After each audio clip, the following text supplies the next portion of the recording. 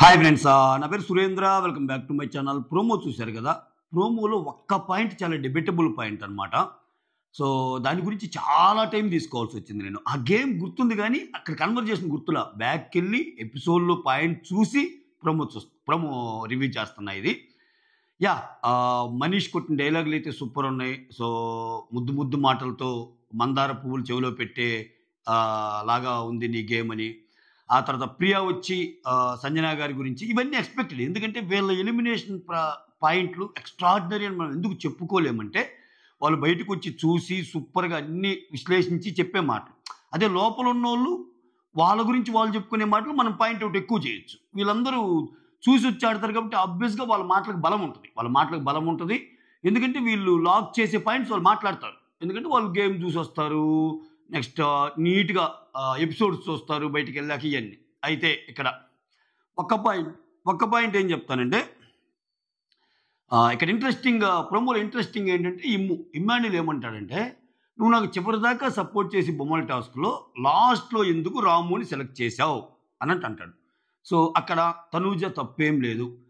Confuse అయ్యాడా లేకపోతే double game ఆడుతున్నాడా నాకైతే తెలియదు. కానీ అది మొత్తం చూడండి, ఆ ఎపిసోడ్ చూడండి. మీకు గుర్తుందా ఎపిసోడ్? బొమ్మల టాస్క్. ప్రియా వచ్చి సంచాలక్ సుమన్ బొమ్మలు తంతాడు. లాస్ట్కి వచ్చేసరికి రాము ఏమో నిలబడకుండా స్టాచ్యూలాగా ఆడతాడు. రీతు ఏమో కొంచెం డబుల్ గేమ్ ఆడింది. రీతు ఏమో ఫస్ట్ రాము ఉండాలి అన్నట్టు అంటది. అక్కడ మిగిలిన వాళ్ళు ఏమో ఇమ్మాన్యుల్ పేరు చెప్తారు. సంజన అప్పటికి అనౌన్స్ చేయబోతే రీతు అంటది, అట్లా అనౌన్స్ చేస్తావు, ముందు ఒక రాని.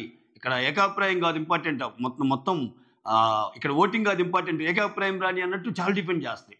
ఈ ప్రాసెస్లో ఇమ్ము కోసం చివరిదాకా పోరాడింది తనూజ యాక్చువల్గా. సో ఇమ్ము కూడా మధ్యలో అంటుంటాడు, నేను గెలిచిన ఒకటే, రాము గెలిచిన ఒకటే అని. రాముకి సపోర్ట్గా కూడా మాట్లాడతాడు. రాముకి సపోర్ట్గా రీతుతో గొడవ వేసుకుంటాడు. ఎందుకని? రాముకి బొమ్మలు వేస్తాడు ఇమ్మాన్యుల్.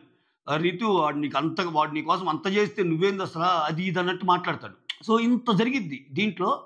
సో చివరికి వచ్చేసరికి రీతు ఆర్గ్యూ చేస్తానే ఉంటుంది. మీరు సపోర్ట్ సిస్టమ్తో ఆడుకుంటున్నారా అది ఇదంటే, నీకైతే సపోర్ట్ కావాలి కానీ వాడికి సపోర్ట్ వద్దా ఇమ్మాన్యుల్కి అని కూడా అంటది తనూజ.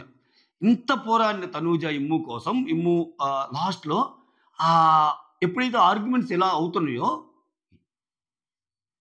ఏం చేయమంటావు అని ఇట్లా అడిగిద్ది తనూజ. అంటే అప్పటికి ఫస్ట్ ఇట్లా అన్నప్పుడు కామ్కుంటాడట్టుంది. అప్పుడు కూడా ఇమ్మాన్యుల్ వైపే చెప్తా ఉంటుంది, లేదు ఇమ్ము కూడా బాగా ఆడాడు కదా, అట్లయితే అది ఇది అన్నట్టు అంటది. ఇంకా లాస్ట్లో ఆ కన్వర్జేషన్ తెగకుండా రీతు కంటిన్యూస్గా ఉండేటప్పుడు ఇమ్మాన్యుల్ ఒక మూలలో కూర్చొని